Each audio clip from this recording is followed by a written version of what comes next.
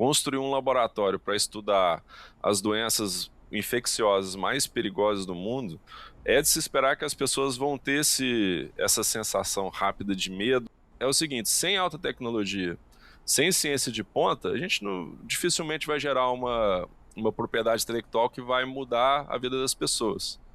A gente vai realizar as pesquisas antes dos surtos. E é por isso que a infraestrutura tem que estar pronta antes da pandemia, da próxima pandemia ou da próxima grande epidemia.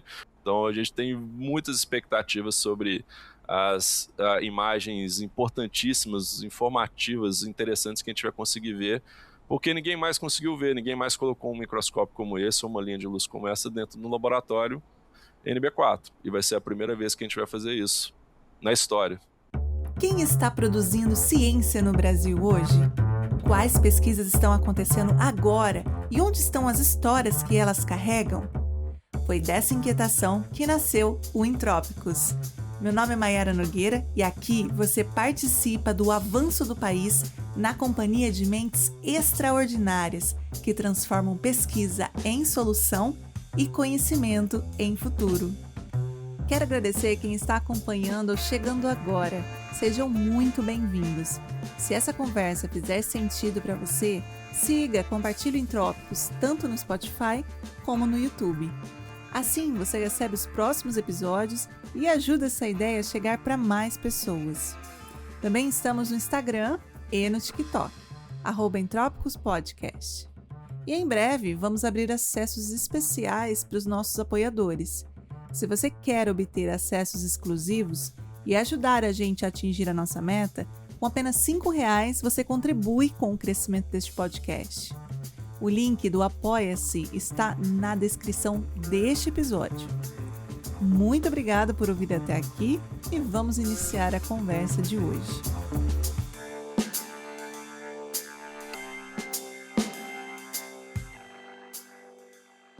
E se eu te dissesse que o Brasil está construindo algo que parece saído de um filme de ficção científica? Esse lugar existe, tem nome e está nascendo em Campinas, no interior de São Paulo. É o Orion. Estamos falando do primeiro laboratório de biossegurança nível 4 da América Latina, o grau máximo de proteção que existe. E é o único do planeta conectado a um acelerador de partículas, o nosso Sirius. Na prática, o Orion, um projeto de responsabilidade do CNPEM, vai permitir que a gente decifre os patógenos de alto risco para criar os tratamentos do futuro aqui dentro de casa mesmo. Para conhecer essa história e entender o que significa ter esse sentinela tecnológico em solo nacional, a gente recebe hoje alguém que, além de trabalhar na concepção e implementação desse projeto, está vivendo um momento único na história científica brasileira. Seja muito bem-vindo ao Entrópicos, Rafael Elias Marques. Maiara, tudo bem? Obrigado. Agradeço o canal Entrópicos. Acho que é um prazer estar aqui para contar um pouco das histórias que a gente tem em relação a esse grande projeto, com o Projeto Orion. Prazer estar aqui. Prazer é nosso, Rafael. O Rafael é biólogo, concluiu mestrado e doutorado pelo Departamento de Bioquímica e Imunologia da UFMG, na Universidade Federal de Minas Gerais. Desenvolveu parte do doutorado em Leuven, na Bélgica. É professor vinculado ao programa de pós-graduação em Genética e Biologia Molecular da Unicamp. Também é pesquisador no Centro Nacional de Pesquisa em Energia de Materiais, o CNPEM, desde 2016, onde lidera o Departamento de Virologia.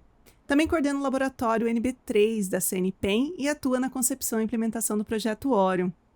Bom, Rafael, é um prazer enorme receber você aqui no Entrópicos. Estou muito animada com a nossa conversa de hoje.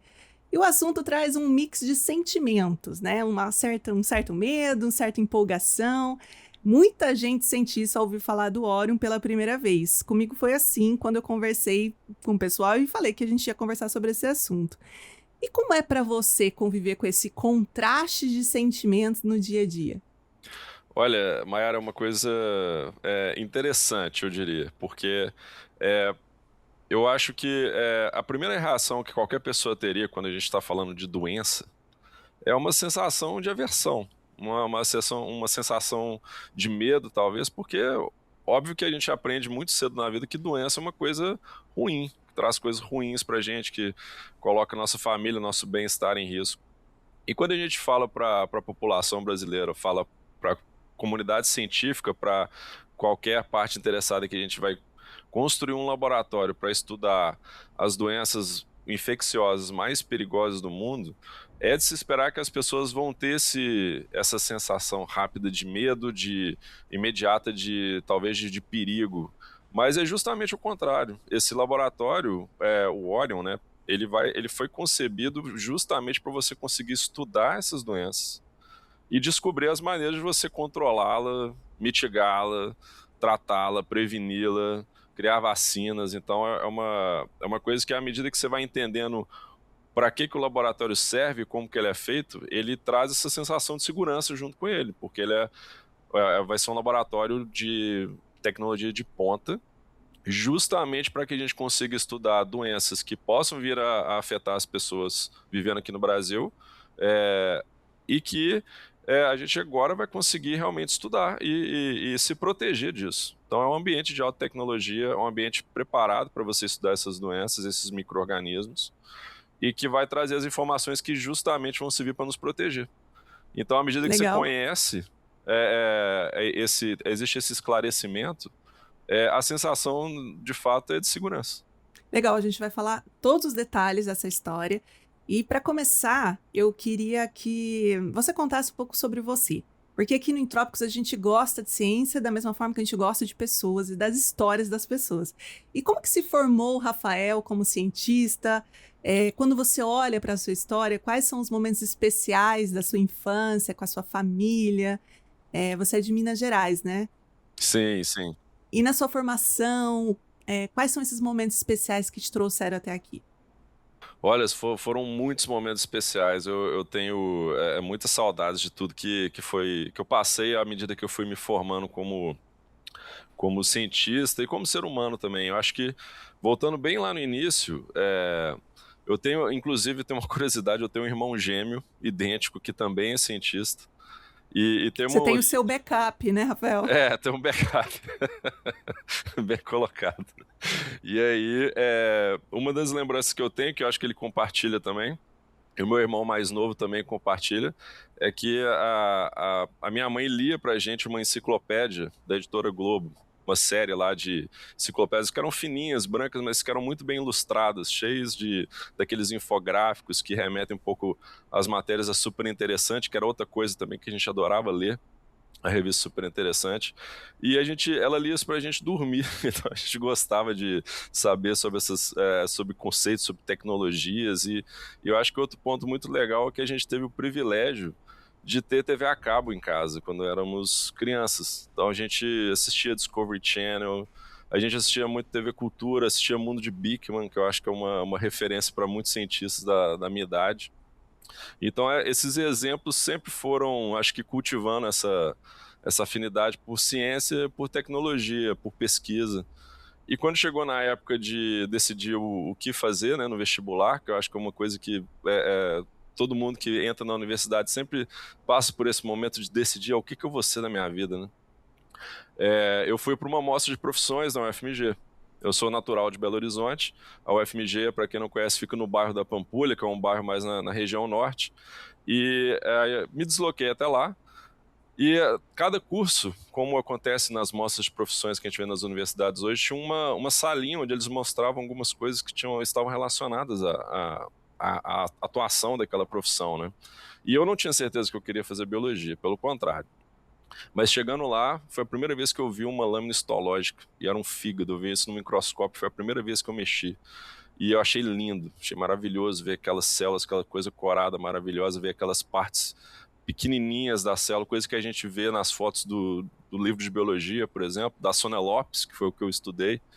E aquilo foi mágico. Aí, logo ao lado, tinha um experimento muito simples, que era um aquário separado por uma placa de vidro no meio.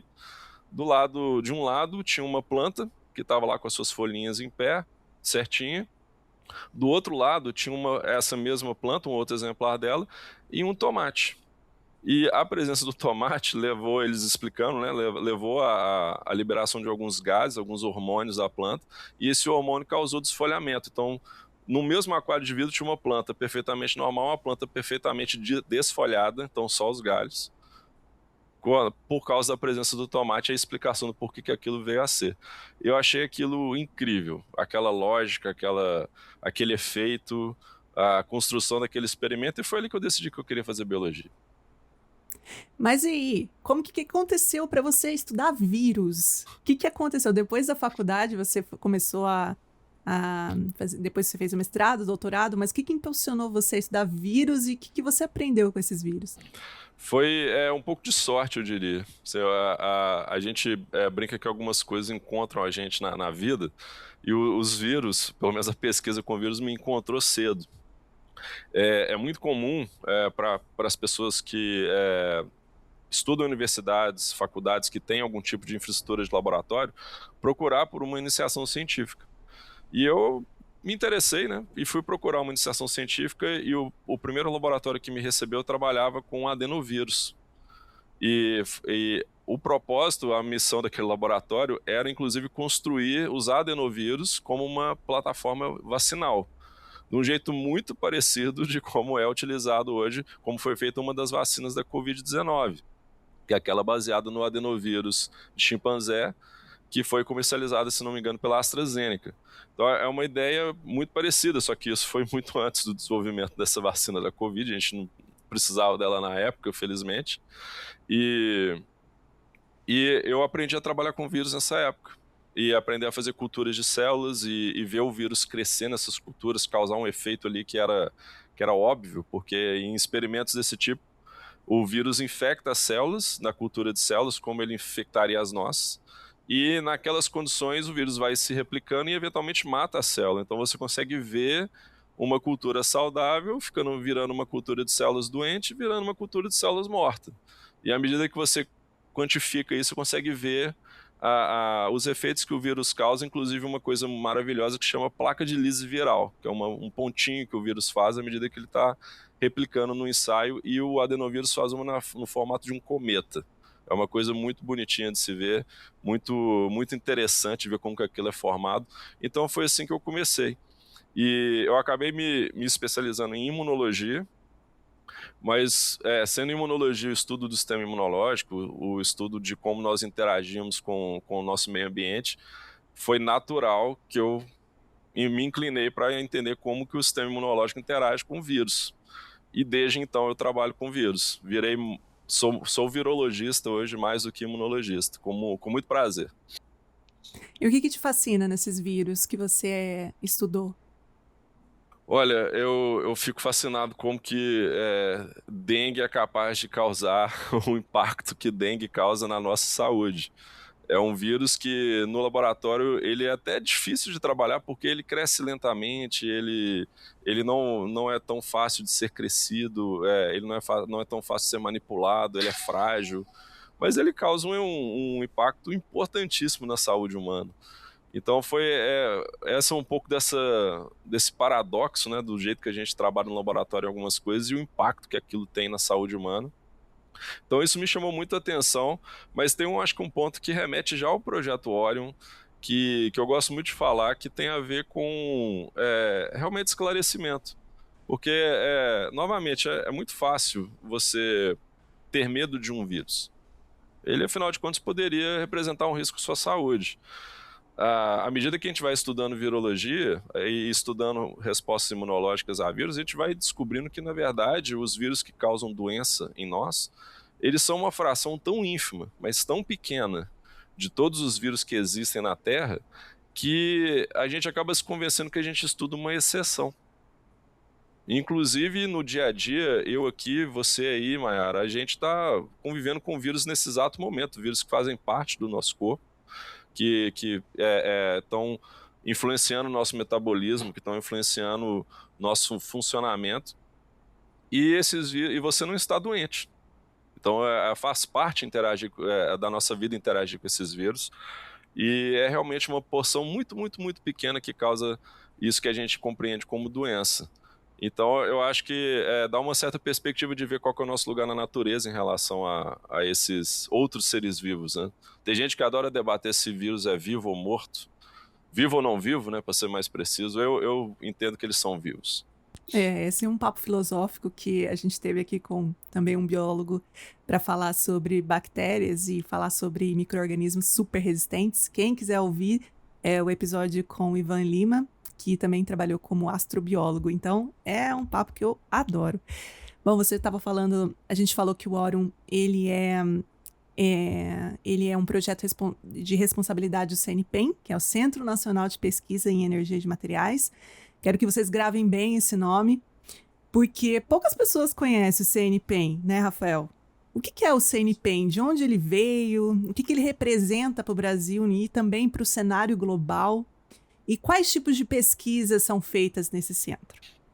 Olha, o CNPEM é uma instituição incrível. Eu não falo isso só como funcionário do CNPEM, mas como cidadão brasileiro.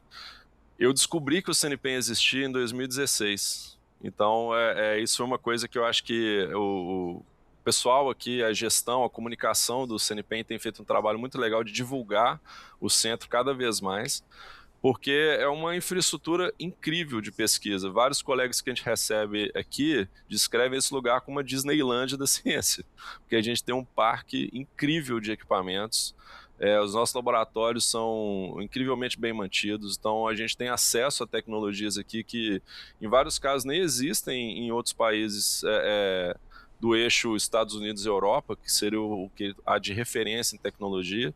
A gente tem coisas aqui superiores, e eu acho que o exemplo disso é a parte justamente da origem do CNPEM, que foi o estabelecimento de um acelerador de partículas. Então isso aconteceu algumas décadas atrás, esse acelerador de partículas chamava UVX. E ao redor desse acelerador foi criado um ecossistema de pesquisa que inclui laboratórios nacionais, hoje inclui departamentos de engenharia, e todos esses players, essas instituições aqui dentro, se combinam para grandes projetos.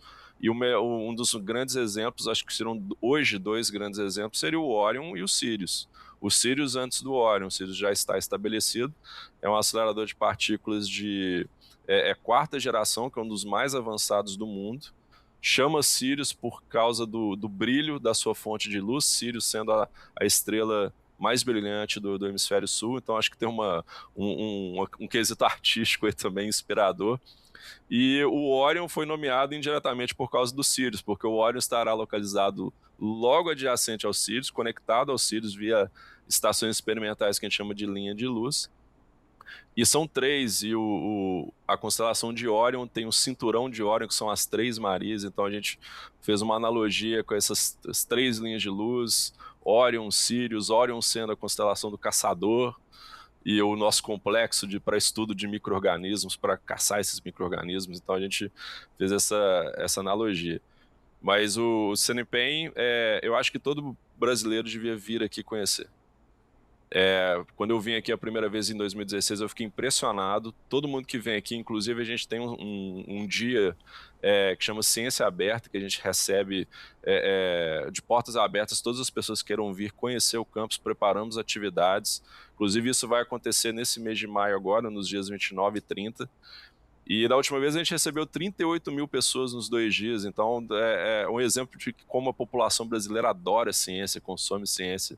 E o CNPEM é um lugar para isso, é um lugar para produzir ciência de ponta, é um lugar para potencializar na comunidade brasileira essa produção de ciência de ponta, seja nas universidades, seja nos institutos de pesquisa, nas empresas. Então, eu acho que é uma instituição muito importante. E eu realmente sempre convido todo mundo para vir, convido aqui todo mundo que está ouvindo essa entrevista aqui no Entrópicos para vir aqui conhecer o CNPEM. Vocês vão ficar impressionados. Rafael, só cita aqui para o pessoal que está ouvindo os tipos de pesquisa, os tipos de tecnologia, só para o pessoal ter um gostinho, para saber o que de legal que vocês podem encontrar. O nome do CNPEM, né, a sigla é uma sigla talvez um pouco incomum, né? CNPEM, Centro Nacional de Pesquisa em Energia e Materiais. E é claro que isso foi definido por físicos, né? E dentro da energia e materiais a gente tem pessoal trabalha desde a física de aceleradores, que é um ponto fundamental aqui dentro do CNPEM, a biocombustíveis, a transição energética, baterias, no caso do LNB, doenças infecciosas e do Orion, doenças neurodegenerativas, tipo Alzheimer, doenças metabólicas. A gente tem o pessoal do Laboratório Nacional de Nanotecnologia que trabalha com materiais, com microscopia de materiais e análise de materiais em diversos aspectos, desde ligas metálicas a bagaço de cana.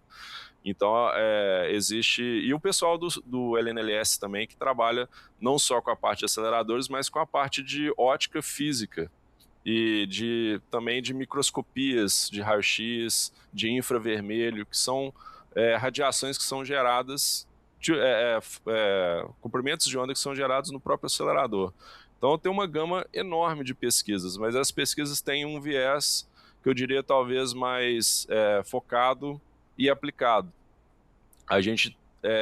A instituição tenta focar em alguns desses grandes problemas da comunidade brasileira e do mundo. E eu citei que é a transição energética, que eu acho que está no interesse de todo mundo entender como que nós vamos passar por essa fase, que a gente está passando de encontrar novas fontes de energia ou fontes de energia renováveis e estabelecê-las. E no meu caso em específico, doenças infecciosas, que tem se tornado esse problema cada vez mais crescente, porque hoje nós vivemos de uma maneira muito diferente que nós vivíamos há 100 anos atrás. Nós, seres humanos, somos muitos, estamos muito bem conectados, e isso para a humanidade é um prato cheio. Para a virologia, desculpa, é um prato cheio, e a gente tem que encontrar maneiras de interagir de maneira saudável, botar dessa maneira, com esses vírus, porque eles estão aí. E nós interagimos com animais, nós interagimos com cadeias de produção, e na hora que a gente vai considerar isso, aparece um conceito muito legal que chama saúde única, que a gente não trabalha só com a saúde humana, não dá para entender só ela separada, a gente tem que entender a saúde do mundo.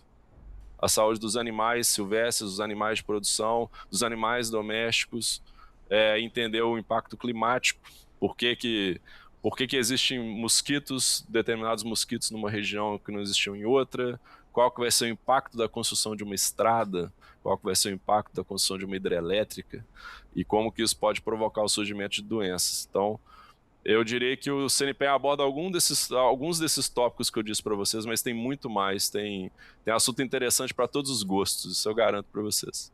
Eu acho que o CNPEM é quase um programa à parte, e eu acho que a gente pode até produzir isso no futuro, porque eu acho também muito fascinante o trabalho que vocês vêm realizando. E como foi receber o convite da CNPEM para a implementação do Orion? Você já tinha conhecido ou teve uma vivência em laboratório de nível 4? Não tinha, e isso tem sido um aprendizado muito importante, porque acho que, como foi mencionado, se não menciono agora, o Orion vai ser o primeiro laboratório no Brasil, provavelmente na América Latina inteira, que vai ter o nível de biossegurança 4. E isso é um passo de soberania, tanto do ponto de vista da sociedade brasileira, quanto da soberania em saúde e da soberania em pesquisa, que vai chegar a um novo patamar com o NB4. São poucos países no mundo que têm um laboratório NB4 e, portanto, poucos países do mundo que conseguem, então, estudar e se preparar para a emergência de doenças deste nível. Então, acho que isso coloca o Brasil num ponto muito forte de soberania, que eu acho que é uma coisa muito interessante para a sociedade em geral. E o Orion, ele foi concebido na pandemia. Então, o que aconteceu foi que a gente estava lá em 2020, todos nós lembramos como que o ano de 2020 foi difícil com a emergência do SARS-CoV-2 e a pandemia de Covid-19, e na época nós recebemos uma provocação do Ministério da Ciência e Tecnologia brasileiro para estudar a possibilidade de se ter um NB4 no CNPEM. E grande parte dessa discussão foi feita pelo nosso diretor-geral, o José Roque, e o José Roque estabeleceu um time para estudar essa possibilidade, ver se era possível realmente se instalar um NB4 aqui no CNPEM. E foi desde esse momento que eu me envolvi no projeto, de entender, vamos ver se é possível, e para entender se é possível a gente tem que conceber o que ele seria. E como vocês sabem, eu sou virologista e na época eu estava completamente envolvido com o trabalho com o SARS-CoV-2 em um laboratório NB3, que é o nível de segurança necessário para trabalhar com o vírus SARS-CoV-2, que é imediatamente anterior ao NB4. Então, a gente já estava com uma experiência acumulada forte de trabalhar no que a gente chama de alta contenção.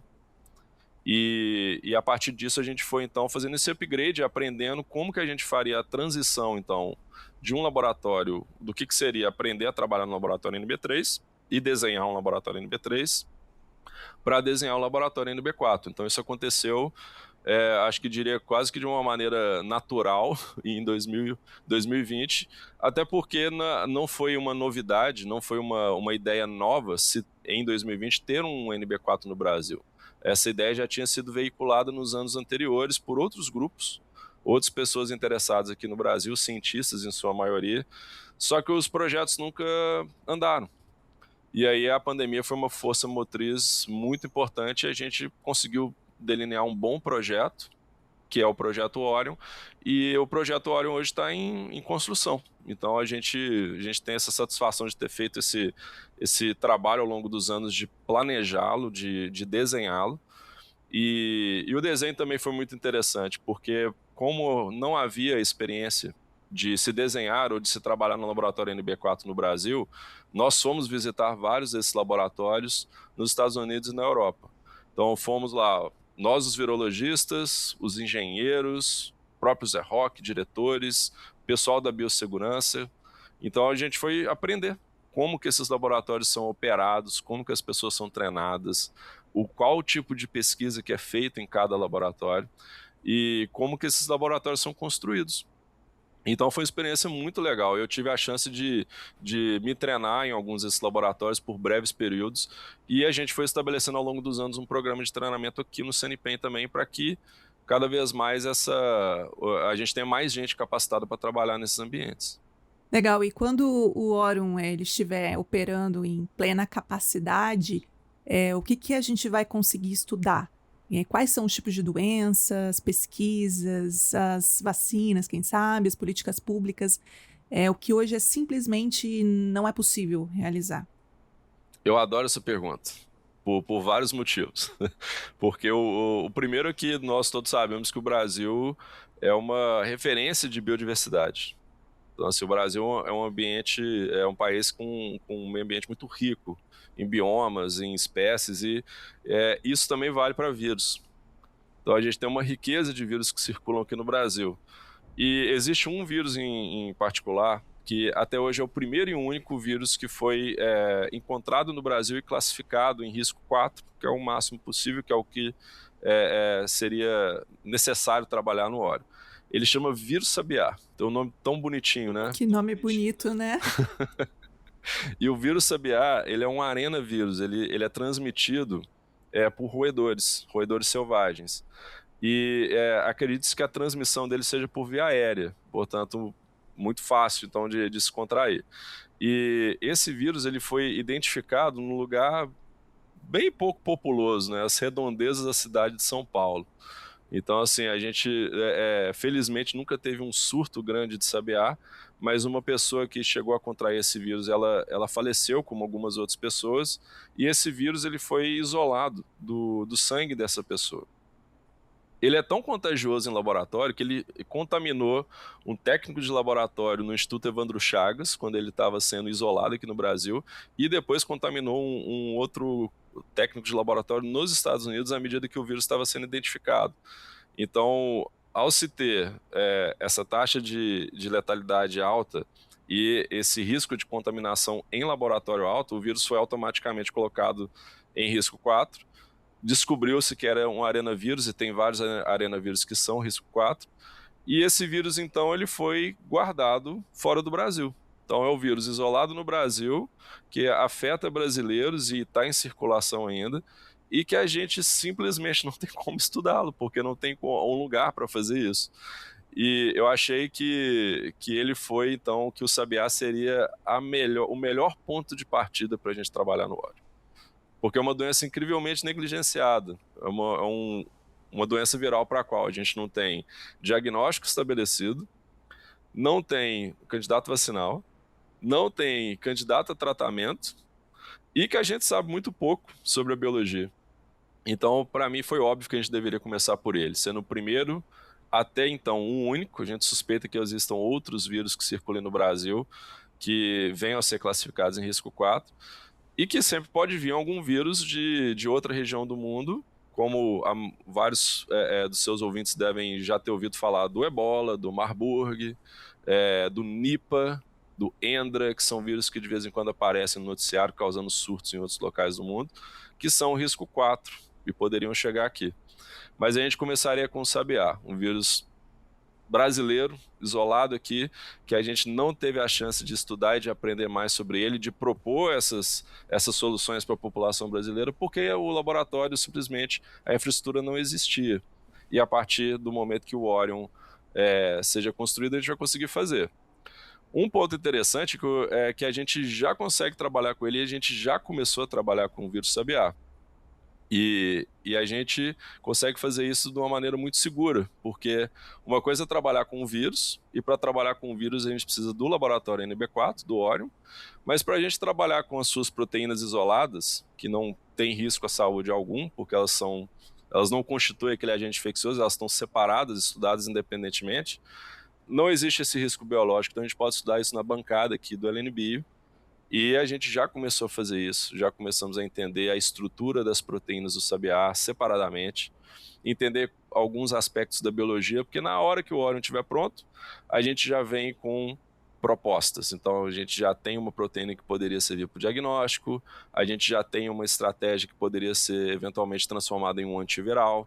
Então a gente já começou essa parte de pesquisa na bancada, que a gente chama com biologia molecular e estrutural, que não tem risco biológico, e que a gente consegue aprender muito sobre esse vírus antes da gente, de fato, conseguir trabalhar com ele no laboratório.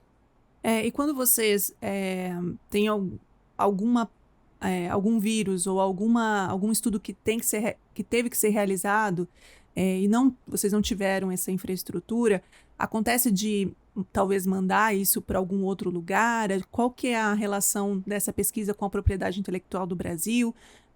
Como que o Orion vai sanar isso também? Isso é um ponto bem interessante, foi ótimo que você tenha trazido ele de volta, porque existem amostras de sabiá em vários laboratórios do mundo e não existe amostra de sabiá aqui no Brasil. Então, olha que problema de soberania, né? Uma doença que nos afeta, um vírus que circula aqui, e nós não temos as alíquotas dele aqui, porque elas foram mandadas para fora. Então, uma das primeiras coisas a fazer também é repatriar essas amostras para a gente conseguir trabalhar com elas aqui. Em termos de propriedade intelectual, ter um laboratório como o Orion, e eu acho que o Sirius também seria um grande exemplo disso, o LNCC e várias outras, digamos assim, instituições da ciência brasileira, é o seguinte: sem alta tecnologia, sem ciência de ponta, a gente dificilmente vai gerar uma propriedade intelectual que vai mudar a vida das pessoas. E eu acho que o Orion tem esse potencial. À medida que a gente descobre e estuda essas doenças de maior periculosidade que circulam no Brasil, que podem chegar ao Brasil, isso vai virar eventualmente uma vacina, um medicamento numa farmácia, vai virar um teste diagnóstico que você vai poder fazer, contratar num serviço de análises clínicas, e geralmente isso significa dinheiro, isso significa tempo, isso significa bem-estar, porque quando você não está bem, você está doente, você não está trabalhando, você não está passando tempo com seus familiares, você não está sendo uma parte ativa da sociedade. Então, tem um impacto direto. Eu diria que a propriedade intelectual é uma coisa definitivamente valiosa, que o Orion vai ajudar a gerar em relação ao combate dessas doenças infecciosas, mas qualquer coisa que seja gerada que previna o impacto de doenças na população é o máximo, é o ideal que a gente gostaria de chegar. Porque realmente ninguém quer passar tempo doente, e se a gente tiver uma maneira de propor uma solução para isso, é isso que a gente tem que priorizar, na minha opinião. Também acredito nisso. E o que você poderia contar para a gente sobre a infraestrutura do Orion, né? O que quando estiver pronto, quando estiver em plena funcionamento, como que vai ser como se a gente estivesse entrando nesse super laboratório. Para quem está ouvindo, o que eles poderiam encontrar lá? O Orion vai ser um lugar incrível. Eu acho que eu já estou ansioso para o momento que o Orion seja inaugurado e a gente tenha dias como Ciência Aberta para vários dos seus ouvintes virem aqui no CNPEM, ver o Orion por dentro, como que ele é. E o Orion é como se fosse uma grande, do ponto de vista de segurança, uma grande cebola. Então, as camadas superiores da cebola são acessíveis pelas pessoas que não têm treinamento, porque o Orion tem áreas de convivência, tem áreas de treinamento que não tem risco biológico algum. E à medida que você vai adentrando essas camadas, adentrando essa cebola, a gente passa pelos laboratórios NB2, NB3 e NB4. E óbvio que só dá para entrar nesses laboratórios mediante autorização e treinamento. Então, as pessoas vão conseguir ver e vão conseguir estar no Orion. Do ponto de vista de pesquisa, a gente vai ter um parque de microscópios e de técnicas de imageamento, que a gente chama, muito legais, que são a tecnologia de ponta que a gente vai ter lá. O CNPEM, por ter um acelerador de partículas, por ter uma fonte de luz síncroton, essa fonte de luz síncroton, na verdade, ela se comporta como um grande microscópio, que a gente consegue ver qualquer coisa. Então, usando a luz síncroton, a gente consegue realmente ver desde átomos até estruturas maiores, celulares, e a gente consegue basicamente ver qualquer aspecto da matéria. Essa experiência de imageamento com raio-x, combinada com a experiência de imageamento por microscopia eletrônica, que para nós virologistas é importantíssimo, porque permite que a gente veja coisas pequenas como vírus, e as imagens que geralmente a gente encontra em divulgação científica, que são aquelas imagens de células coloridas, com diversos corantes, onde a gente vê o núcleo, vê as mitocôndrias, vê a estrutura celular, a gente vai ter tudo isso dentro do Orion. A dificuldade é sempre o quê? Se o vírus está dentro do laboratório, a gente não consegue tirar ele vivo de dentro do laboratório para fazer um experimento num microscópio fora dele. E a gente percebeu que o Orion seria a oportunidade de fazer esses experimentos de imagem dentro dele. Então as linhas de luz serão trazidas do Sirius para dentro da contenção biológica, dentro do laboratório, e dentro desse laboratório também teremos os microscópios eletrônicos e os microscópios de fluorescência. Então, tudo que der para ver, a gente vai conseguir ver, até o que nunca foi visto. Então, a gente tem muitas expectativas sobre as imagens importantíssimas, informativas, interessantes que a gente vai conseguir ver, porque ninguém mais conseguiu ver, ninguém mais colocou um microscópio como esse, ou uma linha de luz como essa dentro do laboratório NB4. E vai ser a primeira vez que a gente vai fazer isso na história. E me fala uma coisa, eu achei isso muito fascinante, mas como é que nasce uma ideia já que nunca teve no mundo, como é que nasce essa conexão entre um acelerador de partículas e um laboratório de biossegurança nível 4? Como que nasce essa história? A gente tem uma parte engraçada das nossas visitas pelos NB4 aí pelo mundo, que é uma comunidade pequena, né? Não existem muitos NB4 por aí. E a maioria desses laboratórios são laboratórios relativamente pequenos, então não cabe uma variedade muito grande de equipamentos. Então esses laboratórios tendem a se especializar no que eles fazem. E a gente conversa muito com colaboradores, por exemplo, do Instituto Robert Koch, na Alemanha, em Berlim, e o pessoal é extremamente franco. Eles falam assim, olha, quando vocês estiverem desenhando um laboratório de vocês e planejando os equipamentos que vocês vão colocar, cometam erros novos. Não repitam os erros que a gente cometeu. Então, a gente conta tudo o que aconteceu para vocês com a maior franqueza. Isso ficou bom, isso ficou ruim, isso ficou mais ou menos. Isso a gente teve que trocar. Por quê? Porque eles foram tentando ver o que dava certo, o que poderia funcionar naquele ambiente, e eles já chegaram numa situação onde eles têm o que eles precisam. Aí a fronteira do conhecimento está com a gente. Então, o que a gente pode trazer de novo, de realmente novo, para entender essas doenças, para fazer o melhor uso desse laboratório? E essa tecnologia que a gente tem para fazer essas imagens aqui era esse grande chamativo. A gente consegue ver o que poucas pessoas no mundo conseguem ver. Então, e se a gente combinasse isso com as doenças infecciosas? O que a gente veria?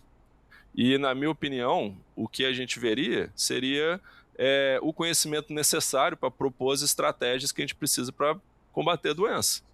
Se você não enxerga o que você está estudando, dificilmente você vai propor uma estratégia que funciona. E enxergar em biologia é saber.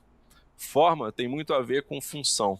Então, a gente entender como que um vírus se comporta, como que as proteínas se comportam, como que essa célula está, é a informação que a gente precisa para propor o antiviral, para propor a vacina, para entender como que essa transmissão acontece, como que o desenvolvimento de uma doença acontece.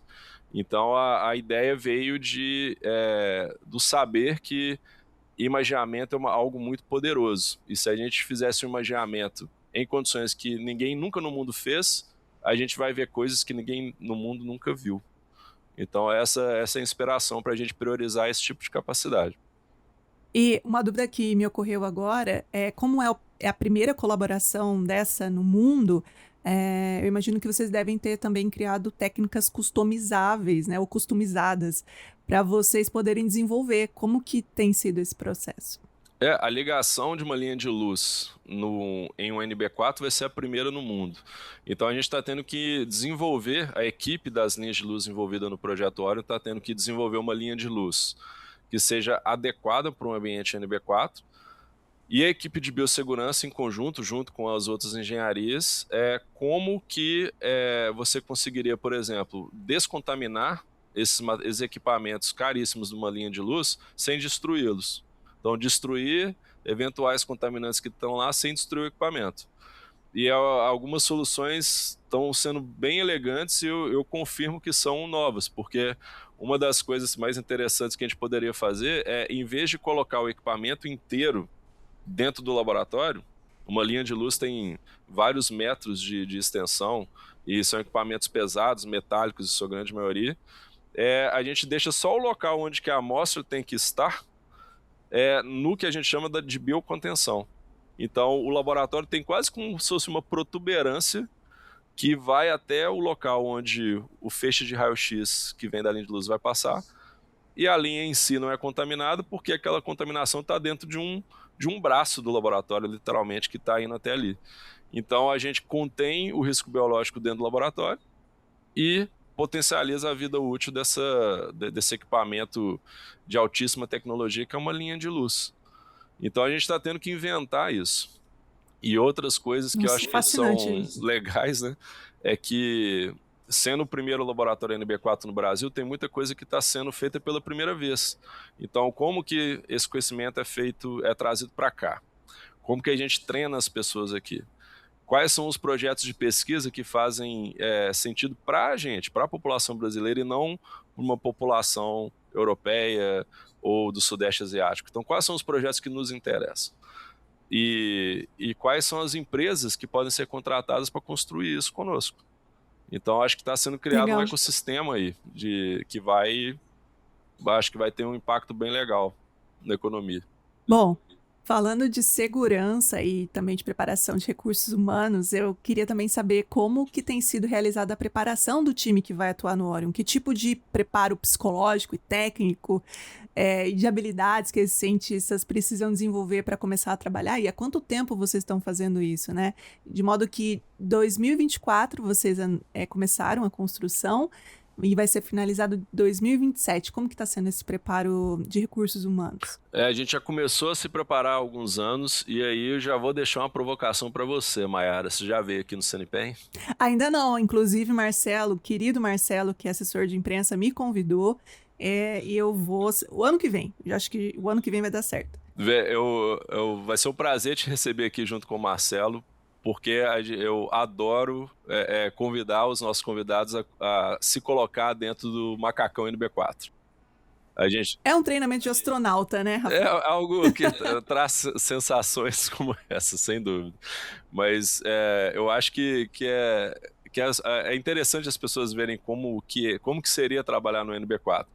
E uma dessas iniciativas de treinamento é um laboratório de treinamento que a gente já construiu aqui no CNPEM, que serve para vários propósitos, incluindo treinar cientistas para trabalhar em NB3 e futuramente em NB4, mas também é uma instalação de divulgação científica muito importante, porque é um mimético de um laboratório, está sob coordenação da Tatiana Ometo e da equipe de biossegurança aqui do CNPEM, que serve para a gente receber os visitantes e mostrar para eles, olha, é assim que é um laboratório, é assim que vai ser o Orion.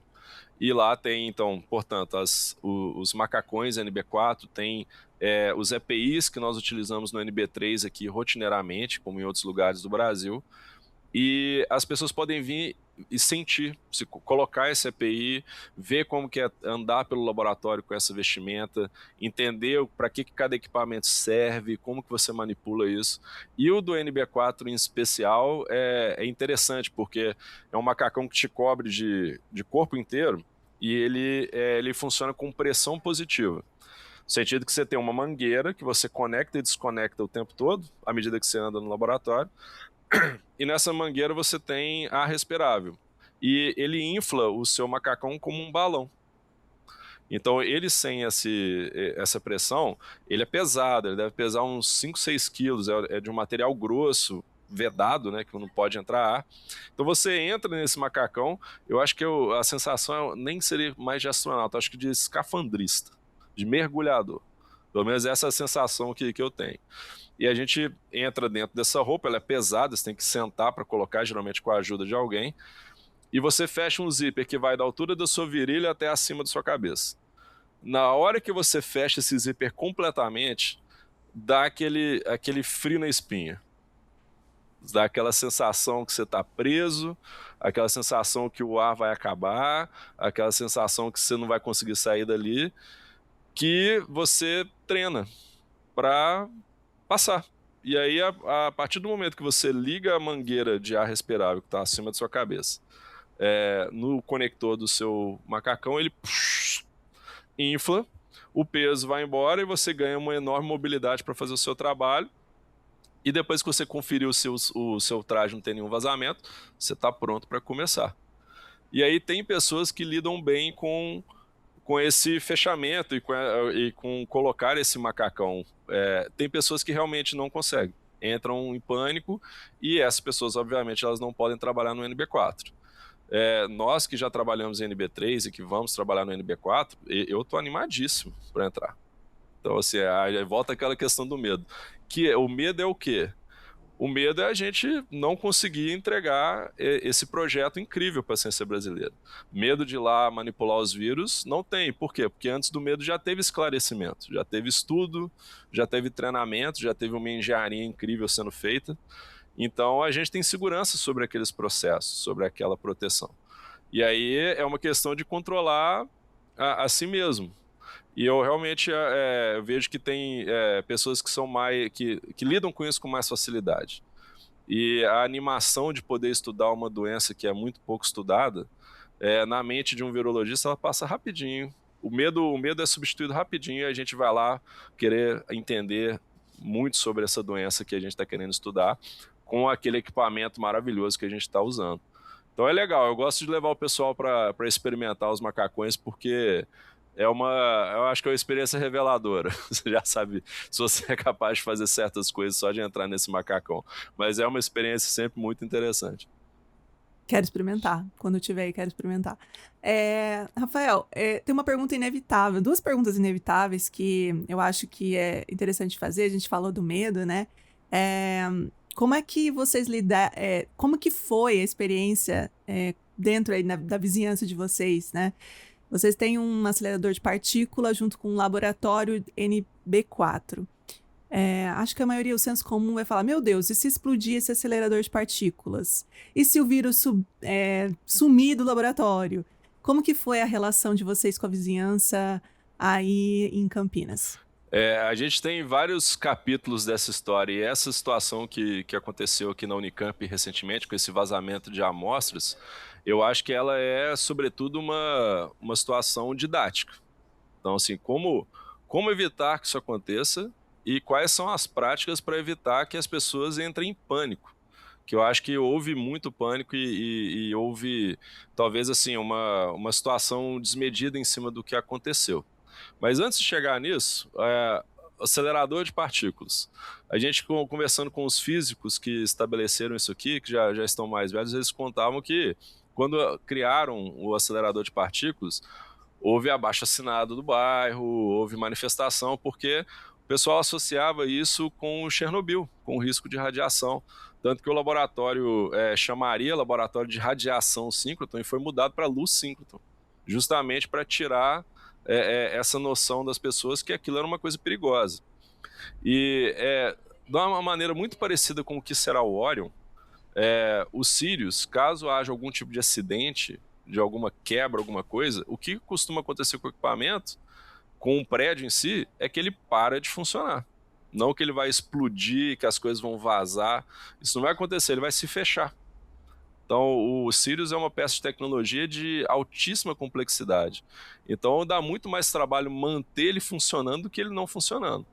E não existe, de fato, uma fonte de radiação que vai contaminar pessoas nessa escala. Então, e para isso tem medidas de segurança instaladas. As paredes do Sirius, em alguns pontos, têm 30 centímetros, meio metro de concreto. Então, isso são coisas que realmente são riscos que são completamente mitigados.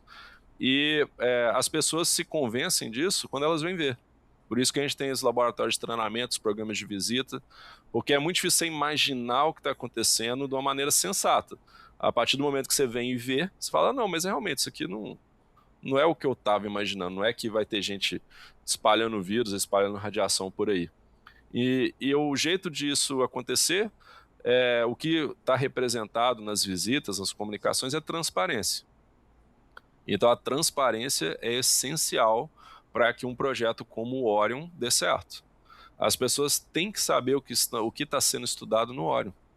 As pessoas têm que saber como que esse prédio é feito, como que ele é mantido, aonde que ele está, quem são as pessoas e instituições por trás daquilo, como que as pesquisas são planejadas, como que elas são financiadas. Então, isso é uma coisa que a gente já planeja ter, que a assessoria de comunicação do CNPq já nos ajuda, e que o Orion vai ser um laboratório de portas abertas. As pessoas vão poder conhecer o Orion em profundidade. Já existe um site, já existe um livreto, eventualmente vai ter um livro, vai ter outros materiais, e vão ter as visitações. Então, eu acho que esse é um ponto muito, muito importante. Aí a gente chega nessa situação que aconteceu aqui recentemente, que teve o roubo de amostras na Unicamp. Eu acho que essa foi uma situação muito infeliz. As pessoas envolvidas nisso, eu acho que foram incrivelmente irresponsáveis. E vamos ver agora o que vai acontecer em relação à lei, em relação ao como que as pessoas vão responder ao que elas fizeram. Felizmente, as instituições brasileiras, a polícia, o MAPA, atuaram de maneira rápida e destruíram todas as amostras que poderiam ter algum tipo de risco. E felizmente, passaram semanas agora e a gente não teve nenhuma notícia de que alguma exposição tenha acontecido, então o risco biológico que havia foi mitigado. Eu disse que isso seria uma experiência didática, e está sendo didática para a gente, porque isso foi uma oportunidade da gente já implantar aqui outras medidas, além das que a gente já manteria, de segurança. E aí não é só biossegurança, tem segurança patrimonial também, que eu acho que é uma coisa que no CNPq funciona muito bem. A gente tem um campus que é cercado, que tem portaria principal, que tem monitoramento. O Orion vai ter, como eu disse, naquele esquema de cebola, vários níveis de contenção e de entrada, então as pessoas não podem simplesmente entrar e sair do laboratório com alguma coisa na mão. Então isso já minimiza drasticamente qualquer tipo de possibilidade como essa que aconteceu recentemente. Então acho que é uma experiência que é um abre-olhos. Então olha, isso não vai acontecer aqui no CNPq, e não é só não acontecer, é a gente mostrar que não vai acontecer. As pessoas entenderem que existem processos que nos protegem. E os principais responsáveis por manter a segurança num laboratório desse, do ponto de vista das amostras, são os pesquisadores. São os pesquisadores que conhecem essas amostras. São os pesquisadores que geram essas amostras e que descontaminam elas. Então, tem uma parte do nosso treinamento que é muito focada nisso. Como que você garante que uma amostra não vai sumir? E você garante isso escrevendo quando que a amostra entra, quando que a amostra sai, quando que a amostra é gerada, quando que ela é utilizada, quando que ela entrou na autoclave, que é um desses equipamentos para descontaminação, quando que ela saiu da autoclave. A autoclave funcionou? Então, são processos que a gente vai implementando que dão a segurança e a redundância necessária. Eu acho que uma comparação muito legal que pode ser feita para o pessoal entender o que é o Orion é como se fosse um avião que tem sistema em cima de sistema em cima de sistema, porque o avião não pode cair. E aí, se falha uma coisa, tem um sistema que vai cobrir. E tem outro sistema que vai cobrir. E tem uma outra redundância que vai deixar todo mundo seguro. Então, é esse o princípio. Eu acho que a gente tem um caminho pela frente que é esclarecer, que é conferir, que é manter um patamar de qualidade de nível internacional. Acho que isso é que o Orion representa, isso que a gente quer fazer. Legal. E, Rafael, a gente ainda vive sob a sombra da Covid, né? E recentemente a gente teve algumas notícias sobre o hantavírus. É impossível a gente não falar de vírus e não falar sobre o que está acontecendo agora. E o mais importante, eu queria entender como que o Orion em solo brasileiro vai ajudar a gente numa possível pandemia, né? Eu estava vendo um artigo na Harvard que falava sobre, não é se a gente vai ter, quando que a gente vai ter uma próxima pandemia, né? E o que poderia ter acontecido se a gente tivesse o Orion durante a pandemia? Teria tido alguma ajuda extra? Como que você avalia? Com certeza teria tido uma ajuda extra. Porque o Orion, ele é um complexo de laboratório, ele será um complexo de laboratórios. Então, tem o NB4, né, que é muito chamativo, mas também vai ter laboratórios muito bons em nível de biossegurança 3 e 2. E o SARS-CoV-2, ele é trabalhado em risco 3, então a gente teria mais infraestrutura. E aí isso volta um pouco para os objetivos do Orion. Por que o Orion existe, né? O Orion é uma instituição, vai ser um laboratório de pesquisa, para fazer pesquisa, mas que também vai dar apoio para outras instituições do Brasil, especificamente o Ministério da Saúde. Então, o Ministério da Saúde é a instituição no Brasil, via Fiocruz, via os laboratórios centrais, que identificam os surtos de doença que acontecem em território nacional. E existe colaboração entre o Ministério da Saúde e instituições, por exemplo, na Argentina, onde circula o Andes vírus, que é esse hantavírus que causou o surto. Então, caso fosse necessário, essa amostra poderia ser, por exemplo, utilizada pelos pesquisadores ou pelos agentes de saúde, cientistas envolvidos na identificação, poderiam usar o Orion, o laboratório NB3 do Orion, para fazer alguma análise que eles precisassem. O Orion vai ser esse laboratório aberto, que a gente chama, uma facility aberta. Então, as pessoas da comunidade científica brasileira e regional, certamente internacional, vão se interessar também, podem trazer as suas pesquisas para o Orion e utilizar e realizar os experimentos com os equipamentos que a gente coloca à disposição aqui para resolver suas próprias perguntas. E o Andes vírus eu acho que é um excelente candidato, porque causou esse surto agora, com mortes, infelizmente. É um vírus bem pouco estudado e transmitido por via aérea, por roedor, então até uns paralelos interessantes com o sabiá, eles fazem parte de uma mesma família. E o Orion estaria, então, se posicionando ali como uma instituição, como um recurso que essas pessoas poderiam utilizar para entender, trabalhar, resolver o trabalho delas, resolver o surto, resolver alguma pesquisa, obter alguma informação que não puderam obter. E eu concordo, Mayara, eu concordo muito com o que estava nesse editorial que você falou, nessa reportagem. Eu acho que é algo que é de senso comum de pessoas que trabalham com doenças infecciosas, especialmente virologistas, que a gente observa a tendência, né? O número de surtos e a intensidade dos surtos aumenta. E isso é um reflexo do nosso tempo, de como que a sociedade se organiza, o que a gente faz em relação ao clima, à natureza, a outros animais. E, infelizmente, eu concordo que o número de surtos vai aumentar. Eu torço sempre para que eles sejam surtos controlados, pequenos, que não envolvam muito sofrimento humano. E tendo sofrimento ou não tendo sofrimento humano, o Orion está à disposição para ajudar nessas pesquisas. Idealmente, a gente vai realizar as pesquisas antes dos surtos. E é por isso que a infraestrutura tem que estar pronta antes da pandemia, da próxima pandemia ou da próxima grande epidemia. Não existe a gente construir um laboratório à medida que o surto está acontecendo. Ou a infraestrutura tem que estar pronta antes, as pesquisas têm que ter sido feitas antes e, mais importante, as pessoas têm que ter sido treinadas antes do negócio acontecer, para que elas atuem naquele problema que está por vir. Isso é Então, interessante, Rafael, porque você não identifica algo do nada. É um vírus que vem. Os pesquisadores já sabem da existência desse vírus e já estão monitorando esses vírus, né? sim. Geralmente eu faço uma pergunta final aqui para todos os cientistas que eu convido, mas eu vou mudar um pouquinho o sentido dela. Eu queria saber se você pudesse viajar no tempo daqui 30 anos, o que você gostaria que o Orion contribuísse com a humanidade e você pudesse ler nos livros de história como outros acontecimentos científicos que o Brasil já teve e que você vai poder acompanhar daqui 30 anos. Nossa, isso.